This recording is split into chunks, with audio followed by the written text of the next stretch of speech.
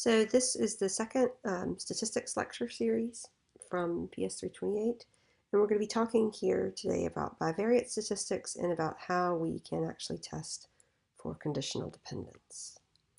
So again, the sort of overall goal here is we're going to be looking at a range of tests where we can look for dependence, or rather we're actually sort of testing to see whether or not things are actually independent of one another. And just as a reminder, in the last lecture series, we thought about what it meant for two variables to be independent of one another. In this case, what we can see is that there's one variable of whether or not it's cloudy or sunny, and then we have the second variable of whether or not it rains or not. And we can see here that the probability of it raining dependent on the cloudy or sunny sky. There's a much higher probability that it's going to rain if it's cloudy than if it's sunny. And that is what we mean by the idea that two variables are not independent of one another. The value of one variable depends on the value of the other. And you can see that whenever we write this out, this means sort of the probability of something A conditional on B. If they were independent, it would be simply the probability of one times the probability of other. But in this case, it's not that. And that means that it's not independent. Now, what happens, though, is that the way we actually go in and test for independence, again, because the null here is that these two things are independent and we're interested in rejecting that null hypothesis, is going to depend a lot on the underlying variables that we're interested in. So what I've done here is I've set up a table where you can see, in one case, we can say that our sort of x variable, if you will, has two samples, or it has two values that it can take on. So for example, it could be male, female, or it could be all the respondents in 1 year versus another year. It could be race, so people are either white or they're non-white. So any type of variable that you can code, or married, unmarried, right? Anything we can code into sort of a two sample type of setup, we can then look at the value of the thing that we're interested in, our y variable, whether or not it's dependent or not on the x variable, and it will then tell us what type of test to use. So if that variable is nominal, we might use a chi-squared or a tetrachoric correlation, which is a more advanced concept that we won't cover here, but it's good to know that if you ever need to do one of these types of studies. If you've got ordinal variables, you can use ANOVA or polychoric correlation, are the ones that you can do, but you can also do things like matched pair tests. Ratio or interval level, again, we're going to treat interval and ratio the same here. T-test is going to be the most common. We can also use regressions and ANOVAs, though ANOVAs are less commonly used when you've got an interval level variable, more when you've got ordinal, or in some case we'll see actually categorical. So those are the sort of basic setups if you've got two, but when you get into additional samples beyond the two, and in particular, that's true whether you're talking about really regardless of the basic setup of that, is it an ordinal variable or is it a categorical ratio? But really what we're talking about here is, again, we've got chi-squared for the nominal. We can see polychoric and ANOVA, again, for ordinal and ratio level variables, or we can do correlation. We can actually do ordered IVs. You can also do other sort of more advanced. It really, there are a lot of different advanced ways we can look at regression depending on the nature of our independent and dependent variables. So this is a sort of rough overview, and it's why we're going to learn so many different techniques. And again, part of what we're trying to do is in every case think how well the technique that we want to use to test for independence matches the underlying measurement level that we have in our independent and dependent variables, or our x and y variables that we're interested in. So a chi-squared test, we went over in more detail in the previous lecture.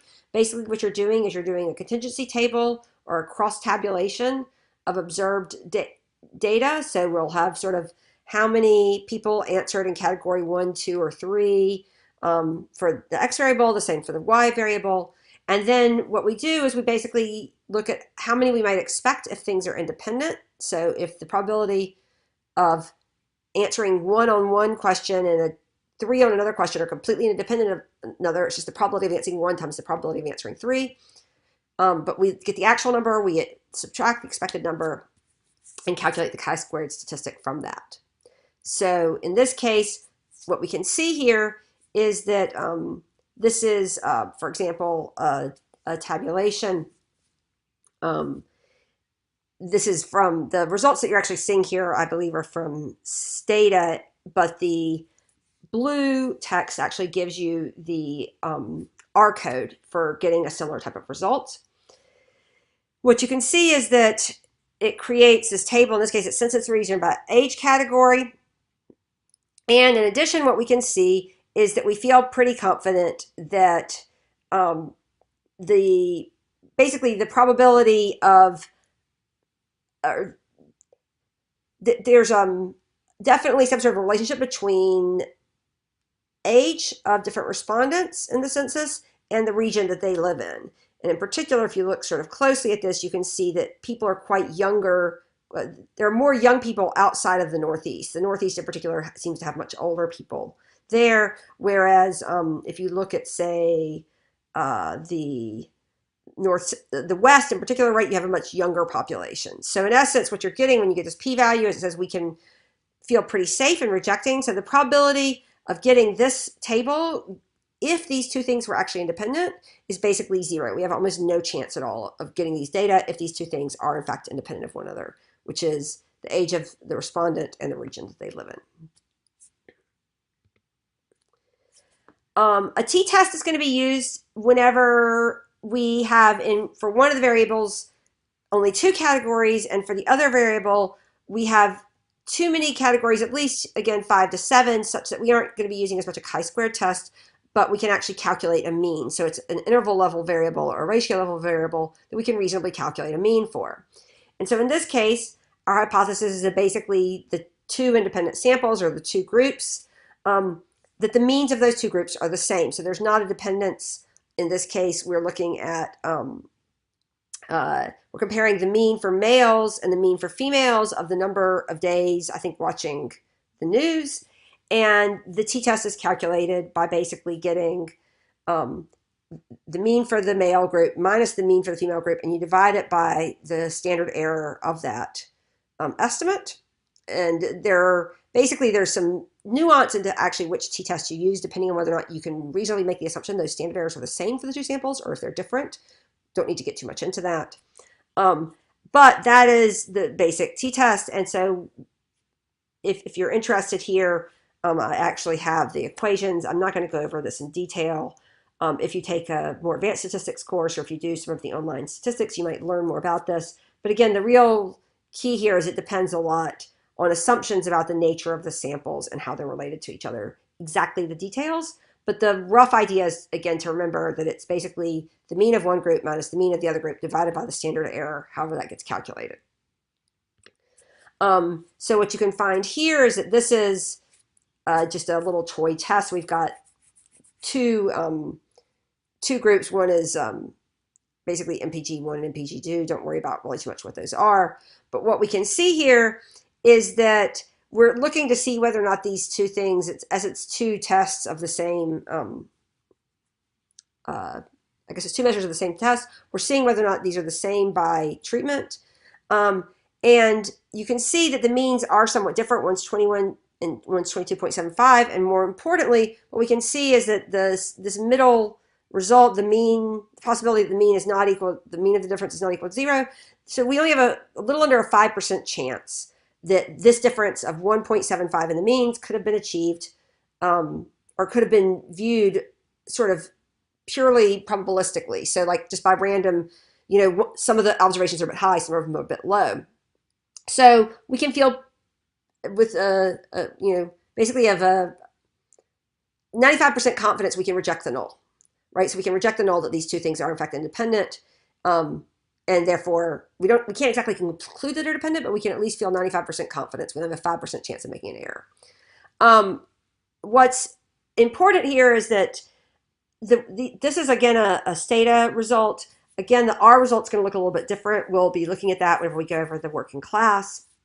But the real point is that regardless of what program you're using this type of output, you should be able to recognize and look for, they will always give you the mean of the two groups and some sort of a t-test that'll tell you, in essence, this is a two-tailed t-test, which means it checks at both ends. There's something called a one-tailed t-test that's a little bit more complex. Again, it's useful to consider in a more advanced statistics course. But for now, what's really important is that we're going to be looking for this this p-value, which is going to be related, of course, to the t-value itself, but the difference of 1.75.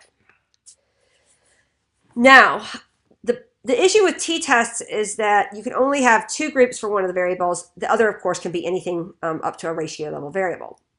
But suppose you're running an experiment and you have a 2x2 experiment. So you basically have four groups you want to compare, and you want to know whether or not the treatment had any effect. Like, do you compare one group to the other three groups? Do you compare 1 to 1, 1 to 2, 1 to 3, 1 to 4? You know, it's not that clear. So the ANOVA sort of solves that for you in a sense, or it's often used as a solution for that. And that the underlying null hypothesis here is that the population means, or the sort of, again, the sort of, we've got estimated means based on some population, but those underlying population means are all equal, which means that there is no treatment effect for any of the four conditions. Of course, that means the alternative is that at least one of them is different. So in this case, you can see the little red group is clearly different than the blue groups. It doesn't tell us which one is different, though. And of course, that's important. So you have to look at the data, the results carefully to have some idea if maybe only one of the conditions works. On the other hand, you might find, you know, one condition pulls the number up, one condition pulls it down, and then you would have to test them separately to see if they're both different, say, than the control group. So again, this is what the ANOVA test is testing for. So again, I'm not going to go too much into the math of it, but the basic intuition is that if the variation that you can attribute to treatment, so the sort of the differences in these means, is greater than what you might expect purely on the basis of the sort of random component of the variation, then we can sort of say that all the treatments are not equal. So again, we can interpret the results in such a way that here's the output. This again is from Stata, not from R, but the R output should be similar enough that you should be able to understand it. That what we end up getting is some sense of how much of the variance can be attributed to the treatment and how much is sort of left in the residual. So in this case, what you can see is that, and I should say the reason there's a model and then a treatment line is because sometimes models will have more than one. So you might have X1 plus X, so you might actually have two treatments that you're looking for, in which case the model will have both of them, and then they'll be, each one will be separate. If you have like a 2x2 or a 2x3. But in this case, what you can see is that, again, we have a significant F test. So our F value is much like, basically it's the p-value of the F test. So instead of a t-test, which is only for two groups, an F test is looking across all the different, sort of like a, if you can think about it like a, looking across all the different t's and sort of coming up with an F. But in essence, this is giving you the same type of a p-value. And so again, we can feel pretty safe here in rejecting the null hypothesis, because you can see that there's only basically a 0.1% chance of observing the data that we have here modeled if these things actually were all the same. So we think at least one of the treatment conditions is different, and we can see that it appears there appear to be 3 different treatments, and overall it probably looks like 10 cases because you have 6 degrees of freedom. So again, to get into all the different numbers, you would really have to take a more advanced course. In this case, what we're really interested in is making sure that we've got the right test matched up to the right type of data, and that also we understand basically how to interpret those p-values. And ultimately, we'll also be looking at the coefficients when we get to regression. So again, I've got the command that you have from R is up at the top of the slide. So that's it for the first part. Now we're going to be moving on to the second part to looking at correlation and regression.